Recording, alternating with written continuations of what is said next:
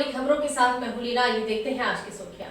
केंद्र के खिलाफ भारत बचाओ आंदोलन, आदिवासी समाज को अंगूठा छाप बताने पर बृहस्पति सिंह का माफीनामा, आदिवासी दिवस पर मुख्यमंत्री का वर्चुअल सपोर्ट, विधानसभा अध्यक्ष ने संवैधानिक पद का दिया हवाला और कही अपनी बात, नेता प्रतिपक्ष का आरोप छत्तीसगढ़ तस्करी करना हुआ आसान और सतरेगा में जल्द उतरेगा हेलीकॉप्टर। अब देखते हैं खबर विस्तार से। बढ़ती महंगाई, श्रम विरोधी नीतियों और अन्य मुद्दों को लेकर केंद्र सरकार के विरोध में देश भर में भारत बचाओ आंदोलन के तहत प्रदर्शन किया गया। इसी कड़ी में एससीसीएल की सभी परियोजनाओं में श्रमिक संगठनों ने सुबह की पाली में प्रदर्शन किया, जिसमें केंद्र सरकार के खिलाफ नारेबाजी की गई और भारत सरकार की नीतियों के खिलाफ मजदूरों के बीच उद्बोधन किया गया। कांग्रेस भले 70 साल 50 साल राज किया, लेकिन 400 करोड़ का ऑफिस दिल्ली में नहीं बनवा पाया। अब बीजेपी 5-6 साल के राज्य में शासन करने में 400 करोड़ का ऑफिस बनवाया है। आज तक हिंदुस्तान में वैसा ऑफिस नहीं है। विकास नहीं है तो क्या है। सरगुजा के आदिवासियों को अंगूठा छाप बताकर विवादों में घिरे रामानुगंज के विधायक बृहस्पति सिंह ने आखिरकार सर्व आदिवासी समाज से माफी मांग ली है। विधायक के माफीनामा को समाज ने स्वीकार कर लिया है और आगे से उन्हें ऐसी गलती न दोहराने की नसीहत दी है। सर्व आदिवासी के सरगुजा समाज संभाग अध्यक्ष अनूप टुप्पो ने बताया कि विधायक बृहस्पति सिंह ने वर्चुअल तरीके से सर्व आदिवासी समाज के संभाग के तमाम जिला अध्यक्षों से जुड़कर अपनी बात रखी। लगभग 5 घंटे तक हुई बैठक में विधायक बृहस्पति सिंह ने आदिवासियों पर की गई टिप्पणियों पर कहा कि उनकी मंशा किसी को आहत पहुंचाने की नहीं थी। अनूप टुप्पो ने बताया कि बैठक में आदिवासियों पर की गई टिप्पणी के अलावा कई अन्य बातें भी सामने आई। आखिरकार सर्व आदिवासी समाज ने विधायक के माफीनामा को स्वीकार करते हुए दोबारा इस तरह की गलती नहीं करने की नसीहत दी है। उन्होंने प्रेस कॉन्फ्रेंस के दौरान या चर्चा के दौरान उन्होंने आदिवासी को, सरगुजा के आदिवासियों को अंगूठा छाप शब्द जो उन्होंने प्रयोग किया था, उसको लेकर के पूरे समाज में, पूरे प्रदेश स्तर पर पूरी हमारी समाज पूरी तरह आक्रोशित हुई थी। और उसको लेकर के हम इस पूरे संभाग के सभी जिलाध्यक्ष के साथ में एक आकस्मिक बैठक हम लोग रखे थे दूसरे दिन, और उसमें हमने बैठक करने के बाद में हमने दूसरे बैठक में हमने विधायक को तलब भी किया था और उन्होंने अपनी बातों को रखा भी और समाज के सामने माफ़ी भी मांगा। राजधानी रायपुर स्थित मुख्यमंत्री निवास में विश्व आदिवासी दिवस मनाया गया। इस मौके पर अनेक कैबिनेट मंत्री भी मौजूद रहे। कोरोना संकट के कारण शासकीय स्तर पर इस बार बड़ा आयोजन नहीं किया जा रहा है। मुख्यमंत्री भूपेश बघेल विश्व आदिवासी दिवस के इस वर्चुअल कार्यक्रम में शामिल हुए। उन्होंने आदिवासी समाज के प्रमुख और स्व सहायता समूहों से बात की और समाज के प्रतिभावान बच्चों को सम्मानित किया।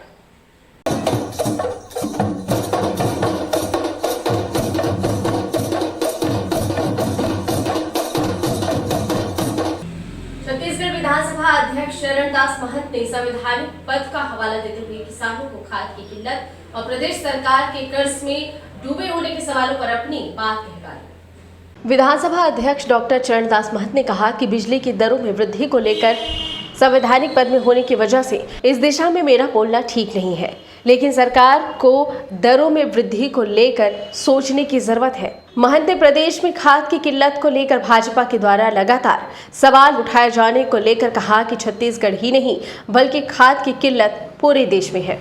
केंद्र से जितनी मात्रा में खाद सभी प्रदेशों को मिलना था, उतनी मात्रा में खाद नहीं मिल पाया है, जिसकी वजह से खाद की किल्लत हो रही है। किसान जिस दर्द से जूझ रहे हैं वो निश्चित रूप से बहुत भारी है, जिसके लिए सरकार को प्रयास करना चाहिए। उन्होंने राज्य सरकार के कर्ज में डूबे होने की बात को लेकर कहा कि निश्चित रूप से राज्य सरकार पर कर्ज है और हम इसे नकार नहीं रहे हैं। किसानों के लिए जितना कर्ज लेना पड़ेगा हम लेंगे, ऐसा सीएम ने कहा है। उन्होंने कहा कि सवाल खाद की उपलब्धता का है कि सभी जिलों में खाद उपलब्ध हो सके, इसके लिए राज्य सरकार प्रयास कर रही है। देखिए, इस मामले में सरकार सोचना चाहिए। मैं किसी पक्ष का नहीं हूँ, संवैधानिक पद में होने के नाते मेरा कमेंट्स करना उचित नहीं होगा, मगर जनहित के सवालों पर सरकार को विशेष ध्यान देना चाहिए। इतना मैं कह सकता हूं। खाद की दिक्कत पूरे देश स्तर पर हो रही है, छत्तीसगढ़ में हो रही है, और खाद जो आना चाहिए था जितनी क्वांटिटी का, वो क्वांटिटी का नहीं मिल पाया। तो किसानों के जो दर्द हैं निश्चित रूप से वो बहुत ही भारी है और इस दर्द को जल्दी समाप्त करने की दिशा में कार्रवाई होनी चाहिए। नेता प्रतिपक्ष धर्मलाल कौशिक ने प्रदेश में बढ़ती साइबर क्राइम पर चिंता व्यक्त की है। उन्होंने कहा कि जिस तरह से प्रदेश में ऑनलाइन ठगी के मामले बढ़ते जा रहे हैं, इससे अब लगने लगा है कि ऑनलाइन ठगी के लिए जमावड़ा गिरोह की सक्रियता कहीं छत्तीसगढ़ में तो नहीं है। नेता प्रतिपक्ष ने छत्तीसगढ़ में हीरा तस्करी रोकने में भी पुलिस के विफल होने का आरोप लगाया है। छत्तीसगढ़ में लगातार घट रहे साइबर अपराधों को भी भाजपा ने मुद्दा बना लिया है। नेता प्रतिपक्ष धर्मलाल कौशिक ने इस पर चर्चा करते हुए कहा कि जिस तरह से लगातार ऑनलाइन ठगी के मामले हो रहे हैं, पुलिस मामले की विवेचना में मुस्तैद नहीं है और जो जनजागरण अभियान चलाने की जरूरत है वो नहीं चलाया जा रहा है, जिसके कारण ऐसे गिरोहों के झांसे में आकर लोग ठगे जा रहे हैं।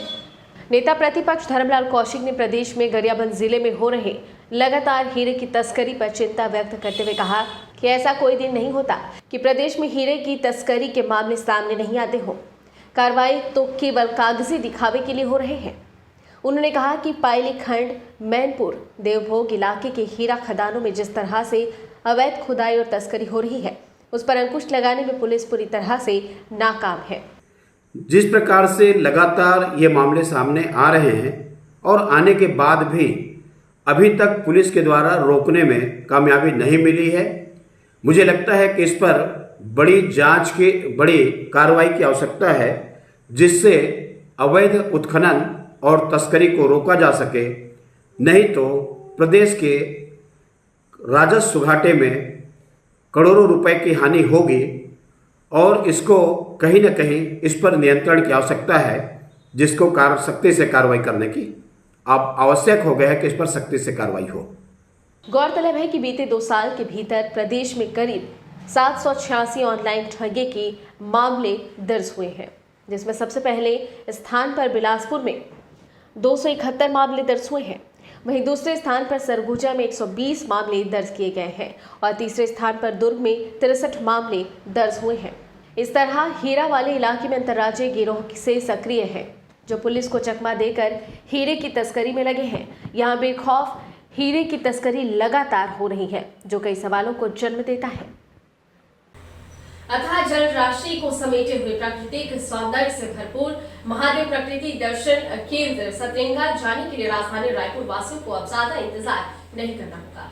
विश्व के पर्यटन मानचित्र पर उभर रहे सतरंगा को खूबसूरत वादियों को नजदीक से दिखाने के लिए पर्यटन बोर्ड जल्द ही हेलीकॉप्टर की सुविधा शुरू करने वाला है। छत्तीसगढ़ पर्यटन मंडल के नए अध्यक्ष अटल श्रीवास्तव ने पदभार संभालते ही इसकी पहल शुरू कर दी है। इस संबंध में एक हेलीकॉप्टर कंपनी से उनकी बातचीत भी हो रही है। सब कुछ ठीक ठाक रहा तो रायपुर से बिलासपुर होते हुए चंद मिनटों में सतरंगा पहुंचा जा सकेगा। सतरंगा को कोरबा सहित छत्तीसगढ़ में कामकाज के सिलसिले में आने वाले विदेशी पर्यटक भी पसंद कर रहे हैं। कोरोना संक्रमण के कारण यहाँ पर्यटकों की आवाजाही प्रभावित हुई है, लेकिन संकट खत्म होते ही निसंदेह ये पर्यटन केंद्र पर्यावरण प्रेमियों को अपनी ओर खींचेगा। यहाँ पानी के बीच तैरते फ्लोटिंग रेस्टोरेंट का लुत्फ उठाने के लिए भी पर्यटक उत्सुक रहते हैं।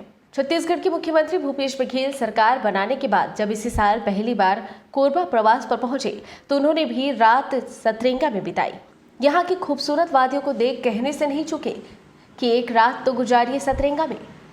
सूबे के मुखिया ने सतरंगा को संवारने के लिए भी अपनी सहमति दे दी है। कोरबा कलेक्टर रानू साहू के द्वारा भी अपनी पद स्थापना के बाद से सतरंगा को पर्यटन के क्षेत्र में अलग पहचान देने के लिए कार्य शुरू कर दिया गया है। आने वाले दिनों में क्रूज की सुविधा भी सतरंगा को मिलेगी, जो प्रदेश और देश के पर्यटकों को अपनी ओर आकर्षित करेगा।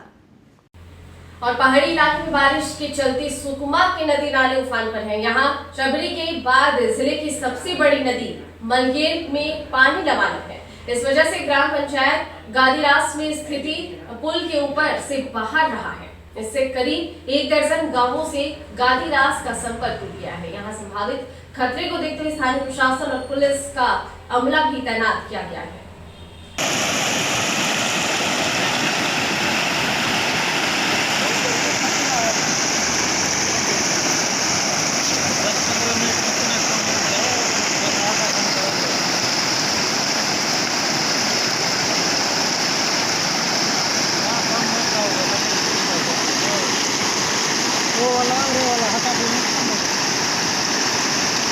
इस बुलेटिन में फिलहाल इतना ही। बने रहिए DV लाइव के साथ। नमस्कार।